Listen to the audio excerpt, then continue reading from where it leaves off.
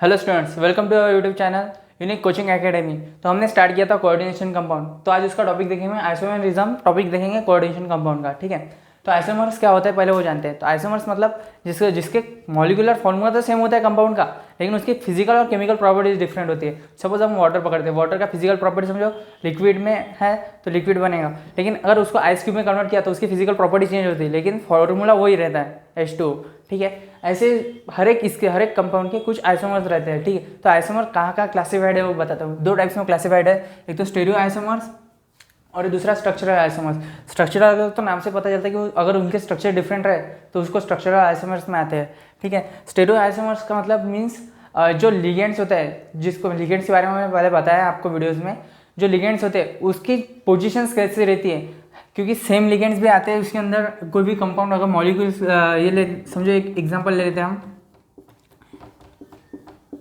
इसके अंदर कैसे दो लिगेंड्स यूज़ किए हमने। ठीक है, तो इसके भी दो है, मीन्स यहाँ पे भी Cl2 है, मीन्स Cl2 के एक ने दो लिगेंड्स यूज़ किए। ठीक है, तो इसके अंदर कैसे कि ये कहाँ अरेंज रहेंगे पीटी के साथ, मीन्स मेटल के साथ कहाँ अरेंज रहेंगे, उस हिसाब से इस पे स्टेरियो आइसोमर्स बने हुए हैं। ठीक है, तो पहले तो एक फिर स्टेरियो आइसोमर्स डिपेंड करके कि कहाँ लिगेंड्स प्रेजेंट रहेगा, ऑर्गेनाइज रहेगा, उसके ऊपर बेसिस पे उन्होंने एक जियोमेट्रिक और ऑप्टिकल इन दो पार्ट्स में उसको डिवाइड किया है। ठीक है, तो स्टेरियो आइसोमर्स एक एग्जांपल लेके समझते कि जियोमेट्रिक आइसोमर्स क्या रहते हैं। जियोमेट्रिक में दो टाइप्स के आइसोमर्स रहते हैं। एक तो जियोमेट्रिक में non super imposable mirror image form करता है। अब नॉन सुपर इम्पोजिबल क्या रहता है, तो पहले जानते हैं सुपर इम्पोजिबल क्या रहता है।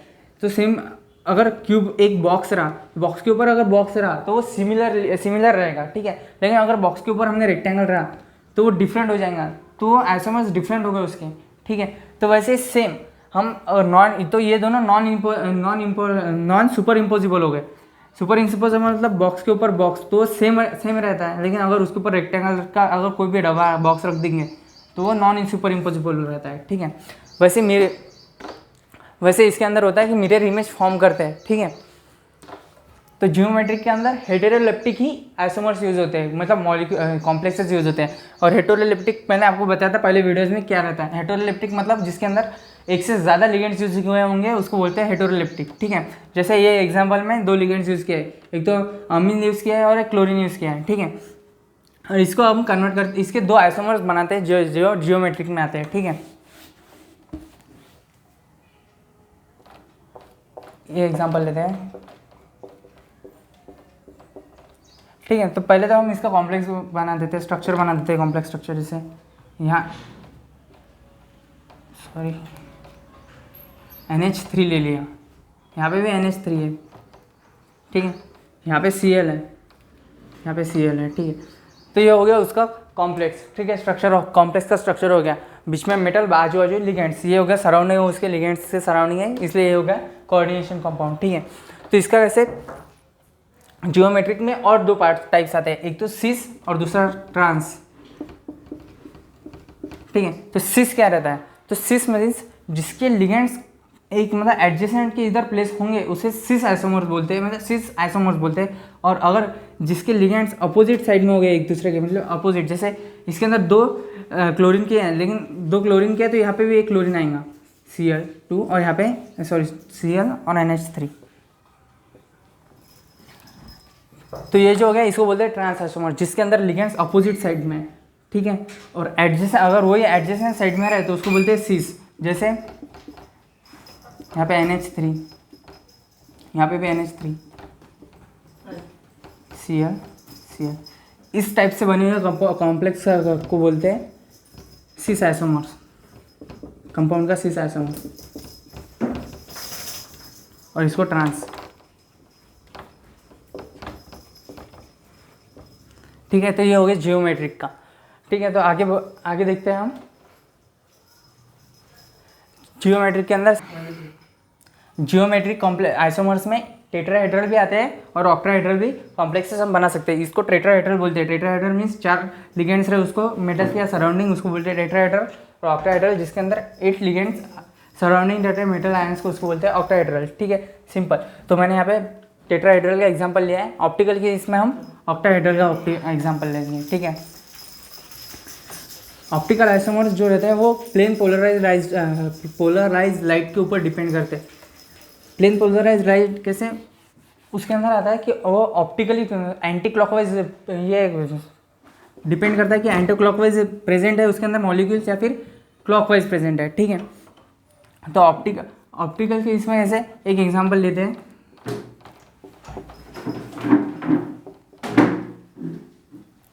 एक एग्जांपल है ऑप्टिकल का, तो इसके अंदर प्लेन पोलराइज लाइट किस तरफ से उसको डिनोट कर डिफाइन करते हैं, मतलब अगर वो एंटी क्लॉकवाइज घूमा तो उसको बोलते हैं डेक्स्ट्रो, अगर वो क्लॉकवाइज घूमा तो उसको बोलते हैं, ठीक है। इसलिए और ये डिनोट करते हैं डी और एल से, ठीक है। तो ये हम इसके एग्जांपल में देखते हैं। ये कॉम्प्लेक्स का एक स्ट्रक्चर बना लेते हैं पहले। ये इस तरह से स्ट्रक्चर है इसका, ठीक है।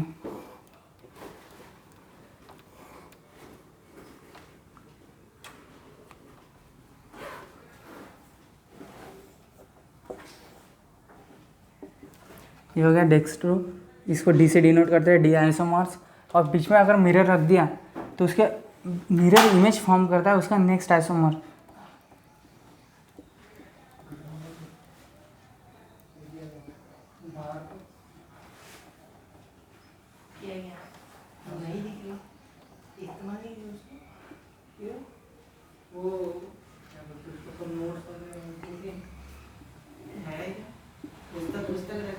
ठीक है, तो इसका देख, अगर समझो हमने मिरर में जैसे हमने लेफ्ट हैंड की जगह दिखाया तो वो राइट हैंड एज अ मतलब उल्टा अपोजिट शो करता है हमें, वैसे सेम इसका रहता है। तो इसके अंदर देखो ये क्लॉकवाइज है और ये एंटी क्लॉकवाइज उसको प्लेन पोलराइज लाइट घुमा रहा है, ठीक है, रोटेट कर रहा है।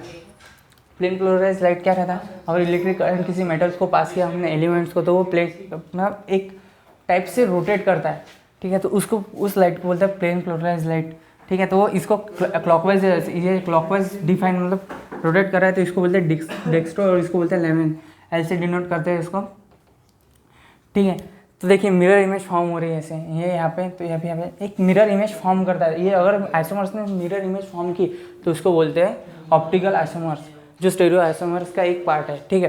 तो ऑप्टिकल आइसोमर्स में सिर्फ ऑक्टाहेड्रल ही कॉम्प्लेक्सेस बिलोंग करते हैं, टेट्राहेड्रल कॉम्प्लेक्सेस इसके अंदर नहीं आते, ठीक है। अभी आगे बढ़ते हैं स्ट्रक्चरल आइसोमर्स के ऊपर। स्ट्रक्चरल आइसोमर्स क्या रहता है, उसके नाम से पता चलता है कि अगर उनके स्ट्रक्चर्स में कुछ थोड़ा सा चेंजेस रहता है सिर्फ, उसको बोलते हैं स्ट्रक्चरल आइसोमर्स, ठीक है।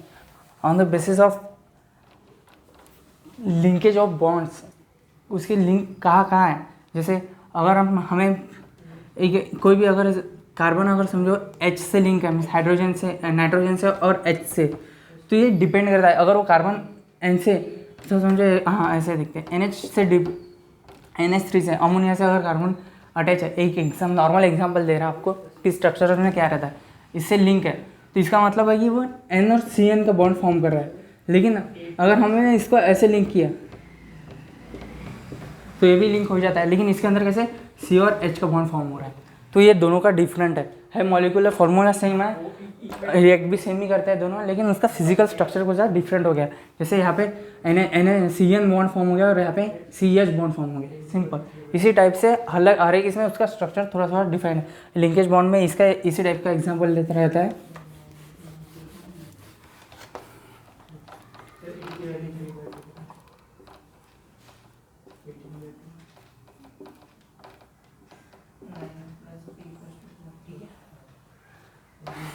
ये एक लिखते हैं लिंकेज का एग्जांपल, लिंकेज आइसोमर्स कैसे रहता है, ठीक है। इसके अंदर सिंपल देखिए ये जो पूरा फॉर्मूला है, ठीक है। तो इसको CONH3 यहाँ पे SO4 एक आइसोमर, इसका एक आइसोमर A बन गया, यहाँ पे प्लस साइन देना, और दूसरा आइसोमर इसका बनता है CNH3 प्लस 5 OSO3 प्लस, ठीक है। यहाँ पे सिंपल देखिए, अगर आपने नोटिस किया होगा तो यहाँ पे CO का मीन्स कोबाल्ट का सल्फर के साथ डायरेक्ट बॉन्ड फॉर्म हो रहा है, ठीक है।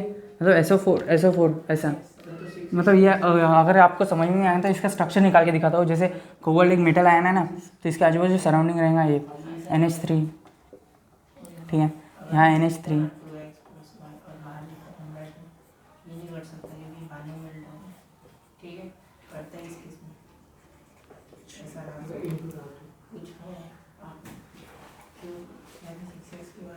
ठीक है,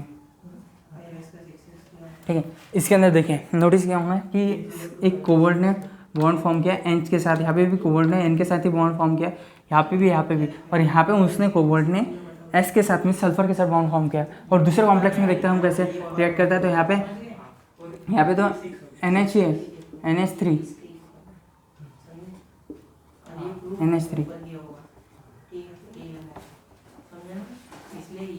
ये अगर आपने एग्जाम में भी ऐसे स्ट्रक्चर्स ड्रॉ किए तो आपको इजीली मार्क्स मिल जाएंगे। कैसे नीट एंड क्लीन भी लगता है, इसलिए आप भी स्ट्रक्चर ड्रॉ करने का आदत डाल दो। इजी स्ट्रक्चर ड्रॉ करना है, कुछ हार्ड नहीं। तो इसके अंदर नोटिस किया होगा कि यहाँ पे कोबाल्ट और सल्फर का सिंपल डायरेक्ट बॉन्ड फॉर्म होता है और यहाँ पे डायरेक्ट उसका ऑक्सीजन के साथ बॉन्ड फॉर्म होता है। सिंपल, इसको बोलते हैं लिंकेज आइसोमर। अगर ऐसा कोई भी कंपाउंड में अगर आपको पूछा गया कि इसका लिंकेज आइसोमर निकालिए, तो सिंपल उसका जो भी लिगेंड्स रहेंगे, सेकेंड लिगेंड्स, उसका डिस्टिंग्विश कर दीजिए, स्प्लिट कर दीजिए, या फिर स्प्लिट नहीं बोल सकते, उसको अरेंज कर दीजिए, रीअरेंज कर दीजिए ऐसे कि उसका बॉन्ड जो है लिंकेज बॉन्ड वो थोड़ा चेंज हो जाए। जैसे इसके अंदर हमने फॉर्मूला तो वही था, लेकिन उसका ऑक्सीजन के साथ कंबाइन कर लिया, इसलिए वो आइसोमर्स बन गए। वैसे सिंपल, ठीक है।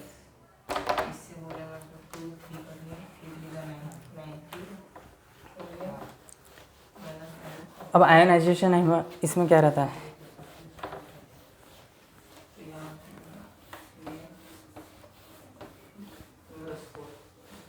आयनाइजेशन आइसोमर्स हमने पहले पैराग्राफ पर देखा होगा कि आयनाइजेशन स्पीयर रहता है।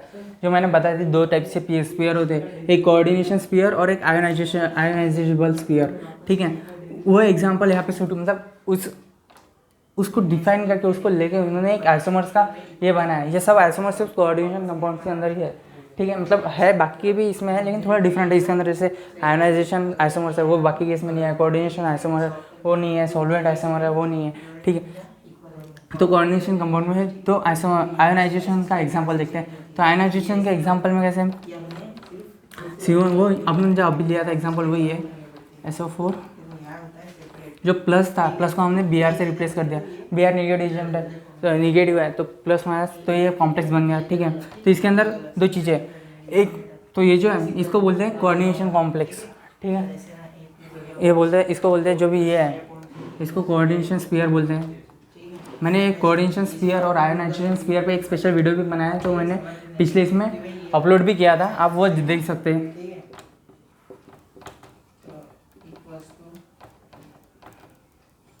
और ये होता है आयनाइजेबल स्फीयर, ठीक है।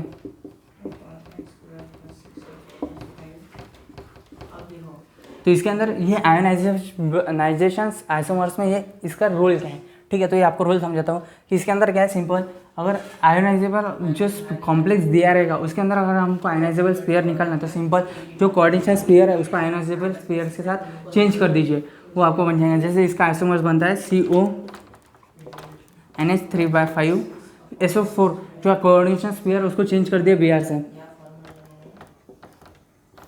सिंपल बाहर SO4, ठीक है। सिंपल इस तरीके से उसका आयनाइजेबल स्फीयर बनता है। सिंपल कोऑर्डिनेशन स्फीयर को एक्सचेंज कर दो आयनाइजेबल स्फीयर के साथ, सिंपल आपका आंसर जो है, जो भी आयनाइजेबल आइसोमर निकालने के लिए आपको बोला गया है वो आपका रेडी हो जाएगा, आउटपुट मिल जाएगा, ठीक है। ये सिंपल आयनाइजेबल स्फीयर्स के बारे में, आयनाइजेबल आइसोमर्स के बारे में हो गया, ठीक है। तो कोऑर्डिनेशन आइसोमर्स के बारे में भी जानते हैं। कोऑर्डिनेशन आइसोमर्स में क्या होता है, जो कैटायंस रहते हैं, आयनाइंस रहते हैं, वो जैसे यहाँ पे कोऑर्डिनेशन स्फीयर और आयनाइजेबल स्फीयर को हमने इंटरचेंज किया, वैसे उसके अंदर कैटायन स्फीयर और अनायंस कॉम्प्लेक्सेस को एक्सचेंज करते हैं, कॉम्प्लेक्सेस को एक्सचेंज करते हैं डायरेक्ट, ठीक है। तो हम इसको तो इसके लिए भी हम एक एग्जांपल देखते हैं।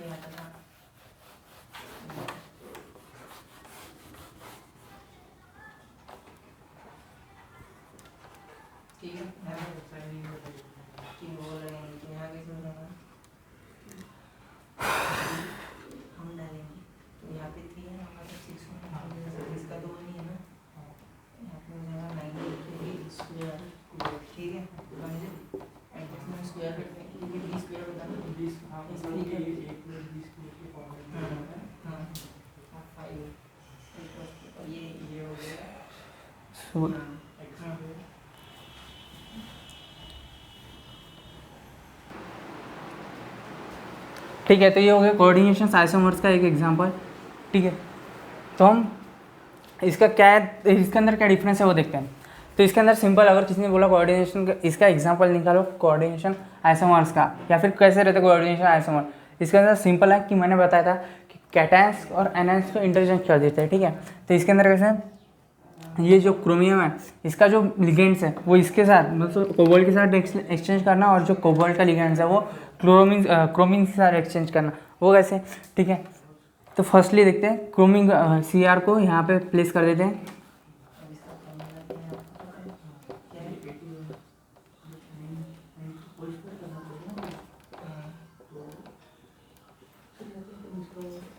कोऑर्डिनेशन आइसोमर करके, ठीक है, एक जगह नहीं थी इसमें, इसकी जगह क्रोमियम डाल दीजिए और सिंपल यहाँ पे कोबाल्ट। सिंपल ये हो गया इसका कोऑर्डिनेशन आइसोमर, ये सिंपल हो गया। इसके अंदर क्या किया हमने, कैटायंस जो कॉम्प्लेक्स है उसको एनायन कॉम्प्लेक्स से रिप्लेस कर दिया। ठीक है, तो ये सिंपल इसका कोऑर्डिनेशन कंपाउंड का, ये सिंपल छोटे छोटे चेंजेस हैं उनकी, इसमें स्ट्रक्चरल आइसोमर्स में छोटे छोटे चेंजेस है। इसके अंदर जैसे लिंकेज के हिसाब से उसके स्ट्रक्चर चेंजेस होते हैं, इसके अंदर उसके जो लिगेंड्स है उसके बेसिस पे, मतलब आयन जैसे स्फीयर है, कोऑर्डिनेशन स्फीयर, उसको इंटरचेंज करके, यहाँ पे भी वैसे सिंपल कोऑर्डिनेशन में कैटायन और एनायन कॉम्प्लेक्स को चेंजेस करके, सिंपल इस स्ट्रक्चर में स्ट्रक्चरल आइसोमर्स में थोड़े थोड़े चेंजेस जो भी है कंपाउंड में वो करके आइसोमर्स बनाए जाते हैं। ठीक है, इसके अंदर जैसे कैटायन क्रोमियम को इधर ले लिया और कोबाल्ट को उधर ले लिया और चेंजेस हो गए, जो उसका आइसोमर बन गया। ठीक है, अब लास्ट लिखते हैं सोलवेट आइसोमर। वो क्या करता है, जो भी कॉम्प्लेक्सेस में, ज़्यादातर कॉम्प्लेक्सेस में अपन क्या करते हैं, मतलब जो भी एलिमेंट वगैरह रहते हैं, कॉम्प्लेक्स कंपाउंड रहते हैं, उसके अंदर हम कभी कभी सॉल्वेट यूज़ करते हैं। जैसे एग्जाम्पल ले लेते हैं वाटर हम यूज़ करते हैं, तो सॉल्वेट में उसको डिहाइड्रेट कर लेते हैं। डिहाइड्रेट मतलब वहाँ से एक चीज़, उसमें जितने भी अमाउंट में है उसकी एक अमाउंट निकाल देता है, उस कॉम्प्लेक्स में से निकाल लेता है, मतलब बाहर निकाल लेता है कॉम्प्लेक्स के, वो अलग नहीं होता, स्प्लिट नहीं होता उसमें से। एक एग्जांपल देखते हैं इसका।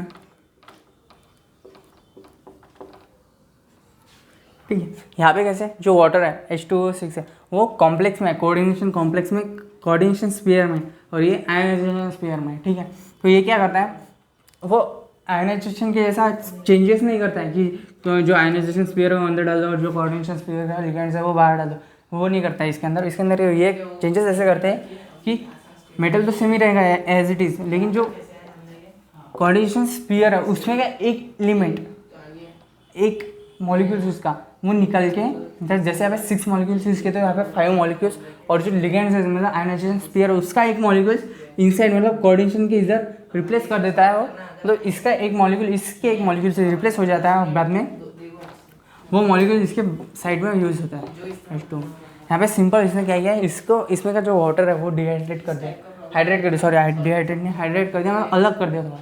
ठीक है, तो सिंपल ये हो गया। सब आयोनाइज जो भी स्पीयर्स है वगैरह आइसोमर्स है वो सब हमने बता दिए इसके अंदर। जैसे स्टेरियो आइसोमर्स के 2 टाइप्स है, जियोमेट्रिक और ऑप्टिकल। उसमें भी जियोमेट्रिक के 2 टाइप्स है, सिस और ट्रांस।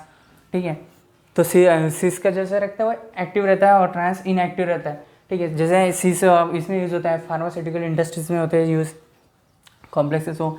लिंकेज का वैसे लिंकेज के जैसे लिंक रहता है बॉन्ड से, जैसे सी के साथ अगर NH3 रहा उसके साथ जो N bond CN bond form होता है यहाँ पे।